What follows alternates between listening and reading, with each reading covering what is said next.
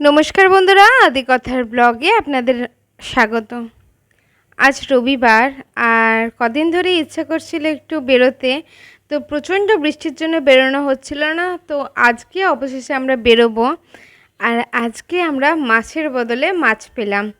সেটা কিভাবে, সেটা তো ফার্স্টেই দেখালাম তিনটে মাছের ভিডিও। সেটা হচ্ছে আমাদের অ্যাকোরিয়ামে এই মাছগুলো বেশ বড় হয়ে গেছিলো। তো ভীষণ অ্যাকোরিয়ামের ট্যাঙ্ক ঘোলা করছিল, আর যেটা সবথেকে মোস্টলি করছিল সেটা হচ্ছে ছোট ছোট মাছগুলোকে ভীষণভাবে আঘাত করছিল, যার জন্য এগুলোকে রাখার পসিবল হচ্ছিল না। তাই আদির বাবা বলল যে এই মাছগুলো এক্সচেঞ্জ করে কিছু ছোট মাছ নিয়ে আসি, তো তুমি পছন্দ করে নাও। তা আমি বলেছিলাম যে আমি তো খুব একটা মাছের বিষয়ে বুঝি না, তোমার যেটা ইচ্ছা সেটা নাও। তো আদির বাবা বলল তুমি বা আর আমি বললাম যে আমি যদি কোনো মাছ চয়েস করি তুমি আবার বলবে এইটা থাকলে এইটা হবে, ওটা থাকলে ওটা হবে, তার থেকে বাবা তুমি নেওয়াই ভালো। কিন্তু আদির বাবা বললো যে না, ঠিক আছে, তুমি যেটা পছন্দ করবে সেই মাছগুলোই নিয়ে আসবো। তো ঠিক আছে, ভীষণভাবে খুশি হয়ে গেলাম। তো প্রচণ্ড ভিড় ছিল, ইভেন দোকান বন্ধও ছিল। ফোন করে তাদেরকে ডেকে দোকান খোলানো হলো, তারপর আমরা মানে ভেতরে ঢুকলাম। আর আদি কিন্তু মাছের দোকানে যেতে ভীষণ মজা পায়। এই যে বিভিন্ন রকম রঙিন মাছগুলো দেখে, সেগুলো দেখে ও খুব মজা পায়। এখনও পর্যন্ত বলতে শেখেনি যে এইটা নেবো ওইটা নেবো, হয়তো বলতে শিখলে বলবেও যে এটা ওটা নেবো। তো যাই হোক, অনেকক্ষণ দাঁড়িয়ে থাকার পর পছন্দ হলো তিনটে বেশ সুন্দর গোল্ড ফিশ দেখলাম। তো একটা হচ্ছে অ্যান্টিক গোল্ড কালারের, ভীষণ গ্লেজ দিচ্ছে গায়ে।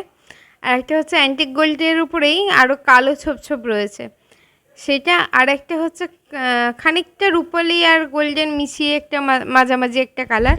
তো ওই তিনটে গোল্ডফিশ নিয়ে এলাম। আর যেহেতু দোকানে খুব ভিড় ছিল, তাই কি করব, তাই দাঁড়িয়ে দাঁড়িয়ে কিছু ভিডিওস করছিলাম। তো দেখলে, এই দেখো, এটা হচ্ছে সামুদ্রিক ট্যাঙ্ক। সামুদ্রিক মাছগুলোকে স্পেশালভাবে রাখা হয়। এদের জল সবসময় ফিল্টার করতে হয়, একটা অন্য ট্যাঙ্কের জল ফিল্টার হয়ে এই ট্যাঙ্কের জল ফিল্টার হয়, সব সময় এদেরকে খুব মেনটেন করতে হয়। আর নর্মাল মাছের থেকে সামুদ্রিক মাছের মধ্যে তফাৎ যেটা আমি দেখলাম, নর্মাল মাছের গায়ের আঁশগুলো খুব চকচকে হয়, যার জন্য যে কোনো কালারই খুব একটা অ্যাকুরেট নয়। মানে যদি কালো হয়, কালোটাও খুব চকচকে টাইপের, বা সাদা সেটাও খুব চকচক করছে, নীল সেটাও চকচক করছে, ফ্যাকাসে ফ্যাকাসে একটা ব্যাপার রয়েছে। বাট সামুদ্রিক মাছগুলোকে আমি দেখলাম যে প্রচণ্ড অ্যাকুরেট কালার, চকচকে ব্যাপারটা নেই। মানে নীল মানে ডিপ নীল, কালো মানে ডিপ কালো। এই জিনিসটা আমার খুব ভালো লাগে। বাই দ্য ওয়ে, আমি কিন্তু নিমও দেখেছি এই এই মাছের দোকানেই একদিন দেখলাম যে নিমও রাখা রয়েছে, খুব ভালো লাগলো।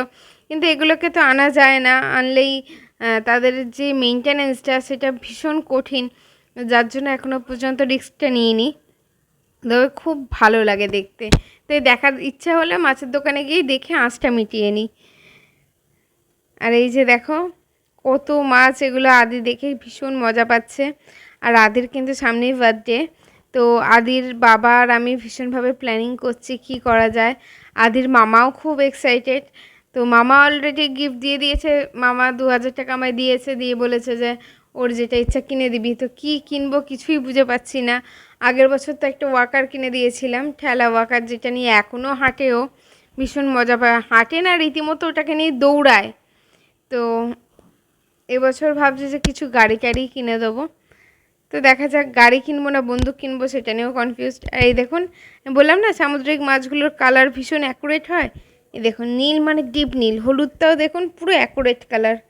ভীষণ ভালো লাগে আমার এদেরকে। যেহেতু মেনটেনেন্স করাটা কঠিন, সেহেতু আমি আনতে ভয় পাই। আর সব সময় তাকে ক্লিন রাখা, তাদের খাওয়া দাওয়ার হ্যাবিট সম্পূর্ণ আলাদা, তো ওই জন্য আর আনি না। তো যাই হোক, মাছগুলো দিয়ে এসছি আর মাছ নিয়ে নিয়েছি। কী মাছ নিয়েছি চলো বাড়ি গিয়ে দেখাবো, এখন রাস্তায় রয়েছি। তো যেহেতু বৃষ্টির ওয়েদার, তাই বাইরে বেশিক্ষণ থাকবো না, ডাইরেক্ট বাড়িতেই ফিরবো। আর টুক করে একটু বেরোলাম, কদিন ধরেই বেরোতে ইচ্ছা করছে, কিন্তু বেরোবার ঠিক মুহূর্তেই এত বৃষ্টি, আর বাচ্চা আছে সাথে, আদির কথা ভেবে আর বেরোই না। আদি তো বেরোবার জন্য লাফাতে থাকে, কিন্তু এটা ওটা সেটা বলে বোঝানো হয়, চকলেট দেয়া হয়, কিন্তু উনি চকলেট একদমই খেতে খুব একটা পছন্দ করেন, ওই হাতে নেয় খুলে একটুখানি কামড়ানো ওইটুকু পর্যন্ত ওর এক্সাইটমেন্ট, যে একটু কামড়ে নিল টেস্টটা পেয়ে গেল ব্যাস ওটা আমার হাতে ধরিয়ে দেয়। আর আদির জন্য আমারও চকলেট খাওয়া হয়ে যাচ্ছে, চেষ্টা করছে এগুলোকে ত্যাগ করার, কিন্তু হয়ে আর উঠছে না।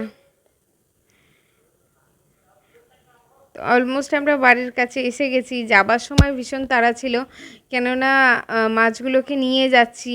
তো আদির বাবাকে জিজ্ঞেস করলাম কি কি তাড়াতাড়ি করে যেতে হবে, আদির বাবা বললো হ্যাঁ। বললাম কেন, যখন মাছ নিয়ে আসি তখন তো বলো না তাড়াতাড়ি যেতে হবে, মাছগুলোকে জলে ছাড়তে হবে, কিন্তু নিয়ে যাবার সময় কেন তাড়াতাড়ি?